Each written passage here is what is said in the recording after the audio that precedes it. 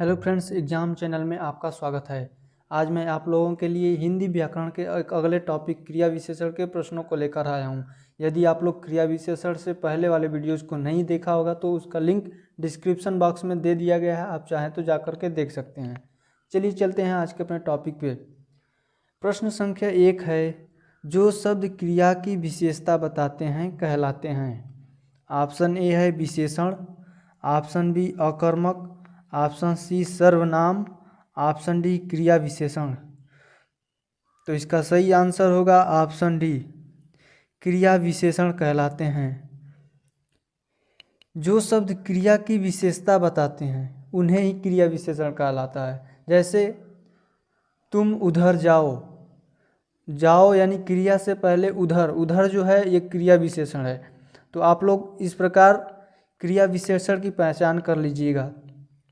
प्रश्न संख्या 2 है, तुम ऊपर बैठो वाक्य में क्रिया विशेषण है। ऑप्शन ए कालवाचक क्रिया विशेषण, ऑप्शन बी परिमाणवाचक क्रिया विशेषण, ऑप्शन सी रीतिवाचक क्रिया विशेषण, ऑप्शन डी स्थानवाचक क्रिया विशेषण।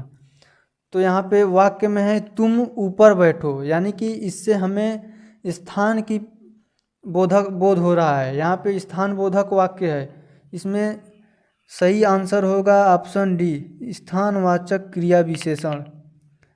प्रश्न संख्या 3 है, वह धीरे धीरे चलता है वाक्य में क्रिया विशेषण है। ऑप्शन ए परिमाणवाचक, ऑप्शन बी स्थानवाचक, ऑप्शन सी रीतिवाचक, ऑप्शन डी कालवाचक। तो इसका सही आंसर है ऑप्शन सी, इस वाक्य में रीतिवाचक क्रिया विशेषण है। वह धीरे धीरे चलता है, धीरे धीरे, तेज तेज, जोर जोर, इस प्रकार के जो क्रिया विशेषण है आप लोग ध्यान रखिएगा। यहाँ पे ऑप्शन सी रीतिवाचक क्रिया विशेषण सही उत्तर है। प्रश्न संख्या 4 है, उसने बहुत कम पढ़ा है वाक्य में कौन सा क्रिया विशेषण है। ये तो पढ़ने से वाक्य पता चल रहा है। ऑप्शन ए है परिमाणवाचक, ऑप्शन बी प्रत्येकवाचक, ऑप्शन सी समुदायवाचक, ऑप्शन डी आवृत्तिवाचक। तो इसमें बहुत कम पढ़ा है यानी कि परिमाण की बात हो रहा है। इसमें प्रत्येकवाचक नहीं है, समुदायवाचक भी नहीं है, आवृत्तिवाचक भी नहीं है। तो स्पष्ट पता चल रहा है कि एक ही होगा ऑप्शन ए परिमाणवाचक। तो इसका सही आंसर है ऑप्शन ए परिमाणवाचक क्रिया विशेषण। प्रश्न संख्या 5 है, मैं प्रतिदिन किताब पढ़ता हूँ वाक्य में क्रिया विशेषण का चुनाव करें। ऑप्शन ए आवृत्तिवाचक, ऑप्शन बी अनिश्चयवाचक, ऑप्शन सी कालवाचक, ऑप्शन डी समूहवाचक। तो इसका सही आंसर है ऑप्शन सी कालवाचक क्रिया विशेषण। यहाँ भी देखिए प्रतिदिन, प्रतिदिन यानी कि समय का बोध हो रहा है। प्रश्न संख्या 6 है, क्रिया विशेषण कितने प्रकार के होते हैं। ऑप्शन ए 5 प्रकार के, ऑप्शन बी 6 प्रकार के, ऑप्शन सी 3 प्रकार के, ऑप्शन डी 4 प्रकार के। तो इसका सही आंसर है ऑप्शन डी, क्रिया विशेषण 4 प्रकार के होते हैं। वे कौन कौन से होते हैं। पहला है स्थानवाचक क्रिया विशेषण, दूसरा है कालवाचक क्रिया विशेषण, तीसरा है परिमाणवाचक क्रिया विशेषण और चौथा है रीतिवाचक क्रिया विशेषण, जो कि अभी आप लोग ऊपर प्रश्नों को देखा है। प्रश्न संख्या 7 है, मोहन खड़ा होकर भजन गाता है वाक्य में क्रिया विशेषण है। आप लोग इसको काटते हुए ऑप्शंस को बताइएगा तो पकड़ लीजिएगा कि इसका कौन सा आंसर होगा। देखिए ऑप्शन है रीतिवाचक, ऑप्शन बी कालवाचक, ऑप्शन सी समुदायवाचक, ऑप्शन डी स्थानवाचक। नीचे से ऑप्शन काटते हुए चलते हैं।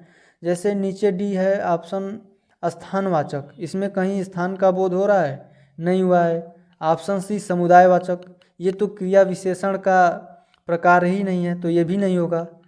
बी है कालवाचक, इसमें कहीं समय का जिक्र ही नहीं हुआ है, तो कालवाचक भी नहीं होगा। बचा ऑप्शन ए रीतिवाचक, तो इसका सही आंसर हो जाएगा ऑप्शन ए रीतिवाचक क्रिया विशेषण। प्रश्न संख्या 8 है, उतना ही पढ़ो जितना याद रख सको वाक्य में कौन सा क्रिया विशेषण है। ऑप्शन ए कालवाचक क्रिया विशेषण, ऑप्शन बी रीतिवाचक क्रिया विशेषण, ऑप्शन सी परिमाणवाचक क्रिया विशेषण, ऑप्शन डी स्थानवाचक क्रिया विशेषण। तो आप लोग इसका उत्तर बताइए। ये भी साफ साफ पता चल रहा है कि यहाँ भी कोई समय का जिक्र नहीं है, ऑप्शन ए नहीं होगा। ऑप्शन बी रीतिवाचक, इसमें भी कोई रीतिवाचक जैसा कोई सेंटेंस में नहीं दिख रहा है, तो ये भी ऑप्शन बी नहीं होगा। ऑप्शन सी परिमाणवाचक, तो देखिए उतना ही, जितना ही, इतना ही, यानी कि इसमें परिमाण का बोध हो रहा है, तो इसका सही आंसर हो जाएगा ऑप्शन सी। स्थानवाचक तो होगा नहीं। तो आप लोग इस प्रकार से क्वेश्चन को पढ़ करके उसके ऑप्शंस को काटते हुए कीजिएगा तो आसानी से कर लीजिएगा। नेक्स्ट है प्रश्न संख्या 9।